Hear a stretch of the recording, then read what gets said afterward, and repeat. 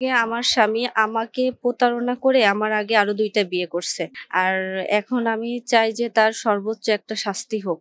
সে যে এরকম বহুবিবাহ করে এমনকি সে তো বিয়ে করেই আরো প্রতারণা করে আরো সে বর্তমানে বরখাস্ত আছে। সে হচ্ছে এএসআই শামীম মানে পুলিশে কর্মরত। আমি পুলিশ সুপারকে অবশ্যই ধন্যবাদ জানাই যে সে তাকে বরখাস্ত করছে এইজন্য।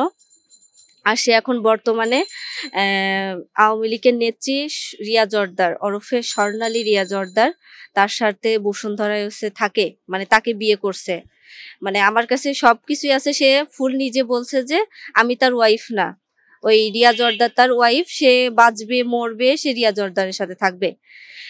এটা হচ্ছে তার কথা। তারপরে গোপালগঞ্জ থাকে, সে গোপালগঞ্জে থাকার পরে আমি সেইখানে অভিযোগ দিই, অভিযোগ দেওয়ার পরে সে সেইখান থেকে বদলি হয়ে ঢাকা জেলাতে আসে।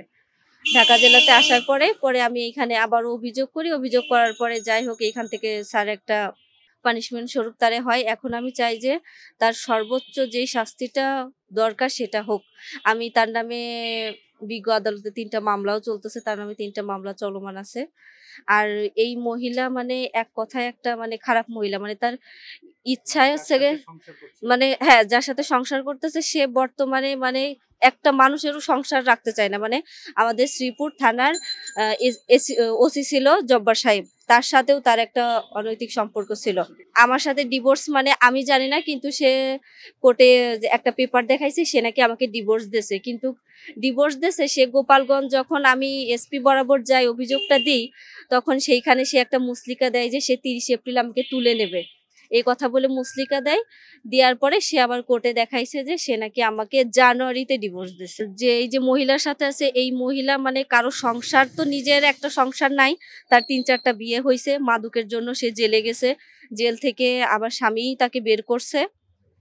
তার মানে প্রশাসনিক যতটুকু ক্ষমতা আছে এটা দেখায় তাকে বের করছে। এখন তারপরে তারা বর্তমানে একসাথেই আছে। এটাই আমি চাই যে একটা সুষ্ঠু বিচার হোক। আমি আইনের উপর যথেষ্ট শ্রদ্ধাশীল, তারা আমার একটা ন্যায় বিচার দিক।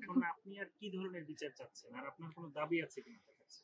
আমার বিচার যে তার একদম মানে কি বলবো, আইনের আওতায় এসে তার আজ যা বিচার হয় সেই বিচার হোক।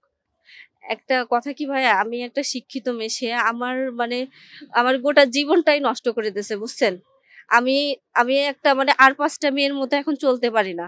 আমার কথা যে সে আমাকে কেন ডিভোর্স দিল? আমার তো একটা মানে সমস্যা সে দেখাবে। সে ইচ্ছা করলো বিয়ে করলাম, ইচ্ছা করলো ডিভোর্স দিলাম। আমাদের মেয়েদের কি কোনো সম্মান নাই? সে আসলেও একটা খুবই খারাপ একটা লোক। তার চরিত্র খুবই খারাপ। মানে তার চরিত্রও খারাপ, সে যেই মহিলার সাথে থাকে সেই মহিলার চরিত্রও খারাপ, জঘন্য খারাপ।